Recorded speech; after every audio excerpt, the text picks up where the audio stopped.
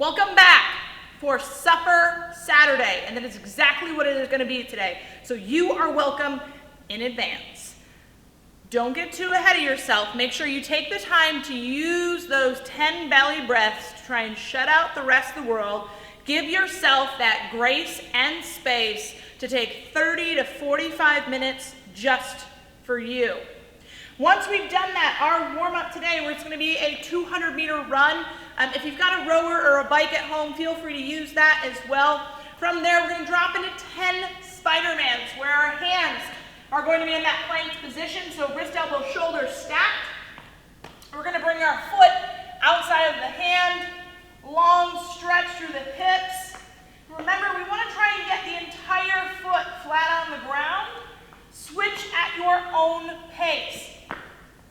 From there, if we've got a bar handy, a broom, in my case, PVC pipe, we're going to go into 10 good mornings. So heels underneath the hips.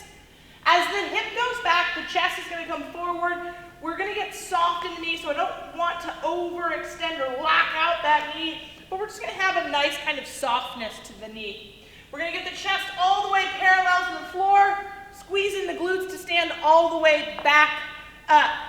2 rounds. If there's anything in particular that you need to do to get your body prepared, please go ahead and do that, especially if it comes into this overhead position. I know some of you guys struggle a little bit harder getting the shoulders warmed up. If you need to take some extra time for that, please go ahead and do that. Today's fun, Holleyman, a classic hero workout. 30 rounds. Yes, 30 rounds today. Numbers are short. 5 wall balls. So we haven't had this wall ball programmed in a while because I know that many of you do not have one at home. I'm going to pull it out today because why not? Some of you may also join us for an outdoor workout, may or may not be there. With the wall ball, remember, we're looking ideally to have our men hit that 10-foot target, which is going to be our black claw mark. Our women are going to look for that white target, which is a 9-foot target. Our biggest priority is picking a height target that allows us 2 things. 1, to have good technique in the squat portion of the movement, and 2, to sustain for the entire workout. Meaning, if I cannot sustain a 10-foot target for all 30 rounds, I need to back it off, I need to check my ego, bring it back down to 9 foot, that way I can sustain for the whole workout. When we think about our wall ball, we're essentially doing a thruster with an odd object. So heels outside of the hip, we want to make sure that we've got a good position for the squat. From there, I like to think about making sure that I keep the wall ball, right, so the bottom of this wall ball, at or above my collarbone. If I do that, it allows me to keep my elbows nice and tucked in on my rib cage. From there, I do have to kind of crane my neck and head out of the way, or if you are lucky as I am, and I often hit the wall ball in my teeth, which really grosses me out, but it's just a fact, I do it. We're going to head down into that full squat. We want to try and wait until we open all the way up at the hip before we toss up the wall. We can allow the gravity of that weight coming back down to send us down into those subsequent reps. 5. From there, we're going to look to kick onto the wall for 3 handstand push-ups. In this case, I've got an ab mat down, so not quite RX, but I would touch my head to the ab mat and head back up. I'm a big proponent of working strict movement, so if you've got that strict push-up in there, stick with the strict handstand push-up. If you need to utilize the hip for survival, please do that as well. Remember, we can always come onto a bench or a box, setting our feet up. The higher our feet, the more difficult this becomes. As we head down, I'm going to take my nose towards my fingertips. As I open up and through, I'm going to bring the head all the way through, nose to toes. So it becomes this kind of back and forth motion versus the up and down. 3 of those. From there, I've got 1 heavy itself is written at 225 for the men, 155 for the women, I believe. It may be slightly heavier for the men, but I think those are the weights. The power clean is going to come off of the ground each rep. Thumb distance into that smooth and knurling. I always recommend that hook grip, meaning thumb comes around the bar, pointer finger, middle finger are going to come over top of that.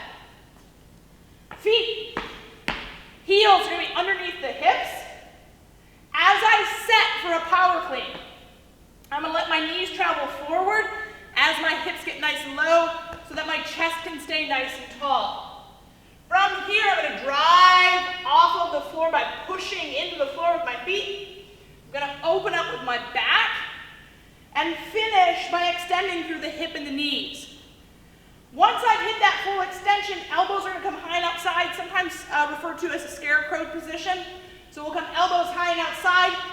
We're going to land in that front rack position. From there, bail the fuck out of that heavy power clean. That's one round. We're going to do that for 29 more. If we are at home, we don't have wall ball, we don't have a barbell, it's totally fine. Don't give up on the workout. Grab yourself. In this case, I've got a set of dumbbells handy here. Instead of that wall ball, I'm going to do 5 dumbbell thrusters. Range of motion is the same as a wall ball.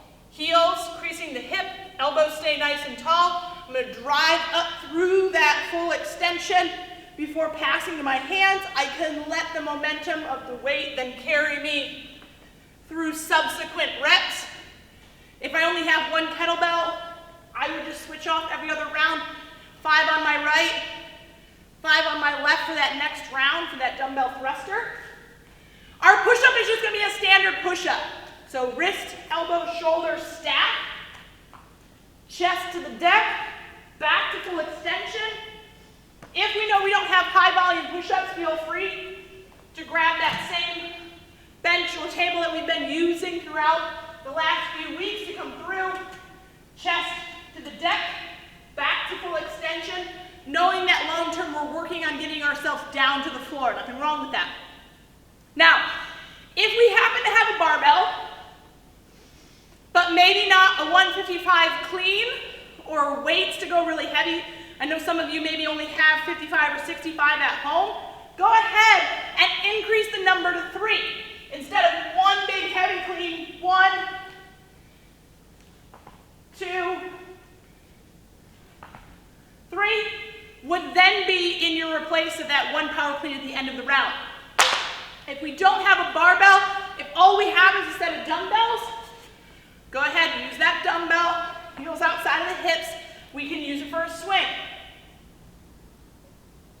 So we would do 5 either dumbbell or kettlebell swings. So we're still utilizing the hip. 30 full rounds. My recommended finisher for this is going to be a 400-meter run. And I'm really going to say more jog than run. Or a 500-meter row, a nice long bike. Just something really to flush your legs out. Good news is that Sunday is a recovery day. We've got one more week of workouts at home, and then y'all get to come work out here.